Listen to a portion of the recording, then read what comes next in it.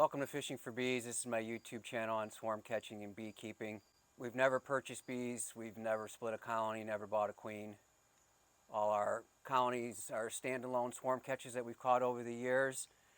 We currently have a yard with 6 in production, a nuke yard with swarm catches this year with 6, and a pollination contract with a single colony up north. In the past, we've had so many colonies coming in the spring with good overwintering success that we've given 10 frame colonies away. If any of that interests you, please like and subscribe. Today we're going to do a video on safe bottling practices. Over the years, I've seen a lot of unsafe honey bottling practices. I've seen it on YouTube videos, I've seen it on social media, I've seen it everywhere.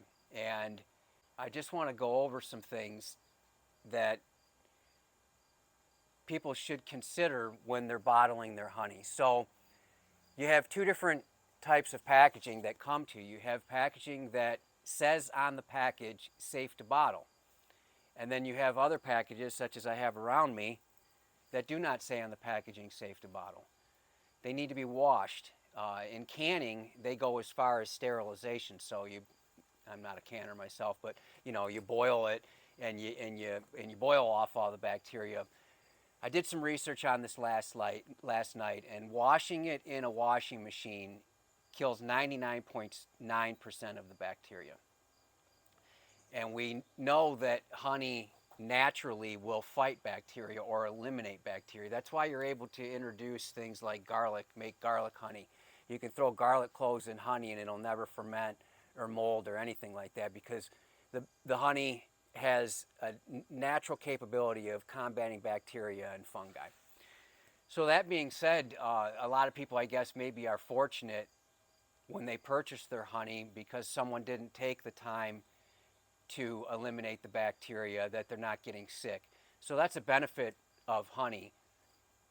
The problem is in these factories and in the process of manufacturing glass and in the process of manufacturing lids, and in the shipping of products, and just the way things are kicked around in warehouses or in trucking, they're not safe. They have contamination through all of those processes that I talk about. So back to my point about the bacteria, there's not much risk of contaminating your honey with bacteria or botulism or anything like that because of the natural processes of honey, provided it's dried enough and your percentages are good with your moisture content. It's going to combat all of that. Honey can't do anything about heavy metals. Honey can't do anything about chemicals that are used in the processes of manufacturing. Now, I tried to do some research to find the chemicals that are used in manufacturing of glass and metal lids and stuff like that, and I couldn't find anything. But I have to suspect that there's all kinds of nasty chemicals used in that process. And even if those chemicals aren't present in the process, the shipping will cause contamination. You can see these aren't sealed. None of them are sealed. So the outside of them has contaminants on it. You're bottling and you're ripping into your packages. What's on here?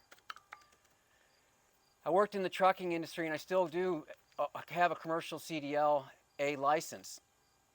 I've worked and I've delivered food and everything else. I've made runs throughout the day where I went from chemicals that were used in powder coating to aluminum cans in the same trailer in the same day. If you've ever worked in any type of transportation, accidents happen and things get broke open. And also, not everything is packaged the same way. So there's a lot of contaminants floating around just in the freight that's being moved. Also, the trucking company that I worked for, I was there a long time. Now, we weren't refrigerated and we weren't, exclusively food. We were less than loads and stuff like that. I never saw a trailer cleaned on the inside, ever. And I had all kinds of freight break open inside of those trailers. And then there would be aluminum cans put in those trailers after that, or there would be food products going to distribution centers put in those trailers. It's not a very clean industry. I hate to break it to you, these jars are not clean. You should not be going directly from your packaging to bottling. We put all our jars in the dishwasher, and then we dry them thoroughly, and we wash our lids by hand. Even these, that's what's inside this box right here. These, nowhere on here does it say safe to bottle. Now, I don't use the bears, and I can't speak because I've never filled them or anything like that, but you know, the bears come with a lid with a safety seal on the inside of it. They say on the packaging, safe to fill. Well, there you go. There's your answer. It's safe to fill. If this doesn't say safe to fill, it's not safe to fill. So my wife has told me in the past that while washing these lids, she's found a grease or a putty that's used likely in the manufacturing of these that she's had to scrub off and work at removing from this. So, you know, you bottle it, you don't wash it, all of those chemicals, which again, we don't know what they are, we don't know what the potential is. I guess if you want to just operate under the assumption that you hope so, that you hope it's not contaminated, I wouldn't purchase your honey, and maybe you should share that with your customers, because we can't operate as a hobby industry as an assumption that we believe it's safe to be consumed. Here's the problem. If you watch the country and you watch these cottage food industry laws that are coming across, and if you pay attention to what's going on to the Amish in Pennsylvania, and I believe there were some things up in Maine as far as cottage food industries, they're coming for you. The government doesn't want you to have a cottage food industry. So therefore, they're going to hold you to standards that eliminate you having the potential or the capability to be in the cottage food industry. Let's do better, right? Let's handle it amongst ourselves as the hobby beekeepers and even as the big beekeepers. I know that it's easy to say, well, I package so much, I'm not going to sterilize every one of my containers. And again, I say sterilization loosely because it's 99.9% what we do. Boiling it, which we don't do, as far as I understand, is 100% or even better, because you know that's for canning, and you have to be very, very careful with canning. While doing this research, I saw some things in California, people getting sick from canned food and stuff like that. So again, we have to do better. We extract, and we also have our uncapping tank, and at the end of the extraction or the uncapping tank is a bucket with a screen, you know, your standard 2-screen system. These buckets are washed before they end up in our process. These buckets are horrible. You could say, well, it was in the middle of the stack. You don't know that it's always been in the middle of the stack. It could have been in the middle of the stack when you found it, but I went through all these buckets to find clean ones, and I changed the configuration at Blaine's when I was shopping for these. During the manufacturing process, stuff is slid around.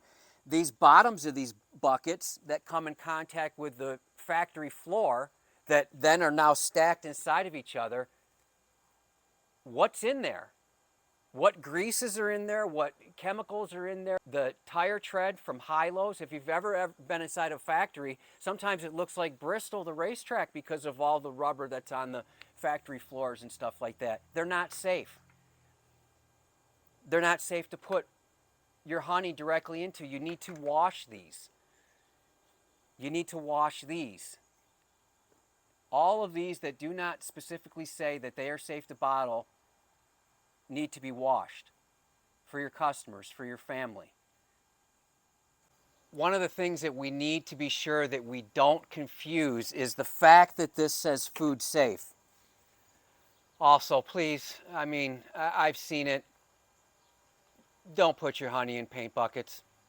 I actually saw a homemade honey extractor the other day that was made out of a gray Brute trash can. That doesn't say food safe on it. Brute does sell food safe trash cans. They're white. White used to be pretty much a standard color for food safe, but I've seen that that's changed, and Lowe's sells their blue ones. It's not for me.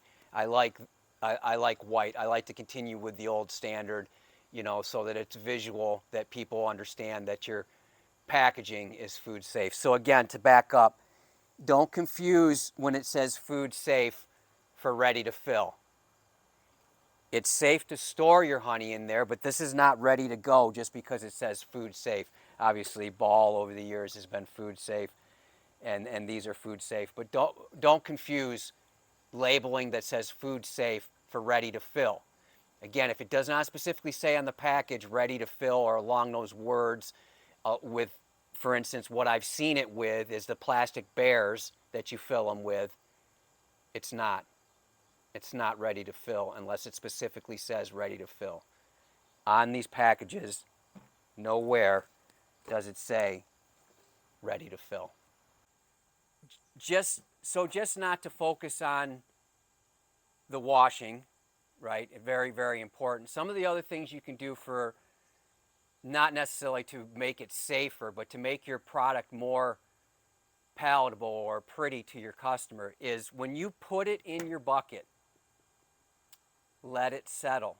Let it sit for 48 hours. I even go as long as a week with the lid on. What happens is all those air bubbles and all those wax bits, all that's going to float to the top. And then there are ways to get it off with cellophane. I'll do a video on that. When you tap it from the bottom, all the unpretty particulates are at the top of this bucket, and as you fill, they come down. Provided that fill of where this is at doesn't go past this point, you can even tilt it, you're going to constantly always get a clean, pure product. Then what we do, because I only have one bottling bucket, is when this bucket has filled our jars, our clean jars, I have this, I got it, Amazon or eBay, I think the thing is 3D printed, so if you're got a 3D printer, I'm sure you can maybe find the plans for it. So then we take this, it's a bucket cradle, and we put another bucket in, another 5-gallon bucket in, to then bottle. Once you put that bucket in there, you need to wait 48 hours again. You've stirred it all up, you've added a new bucket, let all that material float to the top, and what comes out here is clean. There's nothing wrong with, in our process, any of this foam at the top as far as human consumption. We actually keep it for ourselves. Some people like to see it. Most customers don't want to see it. They don't want to see that foam at the top of their jar. So again, to get the really, really clean honey, it's already happened like 3 or 4 times on Facebook that I've seen where people, this last weekend, they extracted and they immediately went into bottling, and then they let them sit there for, even 24 hours. You're going to see all the stuff come to the top, and they say, what's wrong with my honey? And then the people come out of the woodwork and say, did you check the moisture? Did you do this? Did you check your mite count? All this stuff. You should be checking your moisture. The simple thing is they got excited, and many beekeepers do it their first time. They get excited, they immediately extract, and listen, our extraction is an all-day process. I'm not going into bottling directly after extraction. We wait, and we do that the following weekend, and we go from there. But people get excited. Maybe they've only extracted a 5-gallon bucket or 2 5-gallon buckets, and they want to immediately bottle it up. I get it. Wait, and you'll get a much better product. Your customers will appreciate it, and it'll move a lot better than, I saw some that was about 1/4 inch to a 1/2 inch of foam on top. So you got to wait. You got to let those air bubbles work their way up. You got to let those wax bits work their way up and get all that stuff out of there so you get a nice clean product. So I know I'm probably going to get a lot of pushback from people that don't like to talk about cleaning of jars, and that you shouldn't go directly into bottling from the manufacturer, that you should clean this jar. That's fine. You can tell me that your grandpappy lived to be 114 and you never washed a jar in your life, and he never washed a utensil or a plate or anything. It's not right. It's not safe. It's operating on, I hope so. I hope no one gets sick. And listen, are we going to know that someone's gotten sick from heavy metals in your honey or some of these chemicals? No, we're probably not, because it's not like bacteria. It's not like botulism. It's not like these intestinal problems that come from things. improperly stored or improperly canned. Again, honey, we have the benefit that it's going to combat all that stuff. The heavy metals and all those other chemicals are going to show up potentially later in someone's life in the form of cancers. Now, maybe you're not selling enough honey to the same person that if you're practicing these unsafe practices that that person's going to develop cancer. But the honey that you're giving to your family, the honey that's being consumed in your family because it's your honey and they're the ones that are always consuming it, and there's heavy metals inside of here and there's chemicals inside of here, your family's going to consume the most of it. Or your best customers, the ones that buy it from you all the time, are going to consume the most of it. We don't have any labels for our honey. We don't have a name for our apiary. The majority of our sales are from repeat customers. My reputation is what sells the honey. My reputation that it is clean and free of chemicals and frankly delicious, and many times we're told it's the best honey that people have ever had, and I'm sure you've heard the same, is what sells our product. It's not a pretty label. It's nothing along those lines. It's the product itself. It's my name. It's my reputation that sells our product. So take your time. Give your customers the best product that you can. Give your family members the best product for them to consume by washing and removing the chemicals or anything that these jars can come in contact with throughout the chemical process, throughout the storage process, and throughout the shipping process. Just take your time. We wash everything from 3-ounce jars to 5-gallon buckets. Thanks for watching. I hope you got something out of this. I hope your bees are well.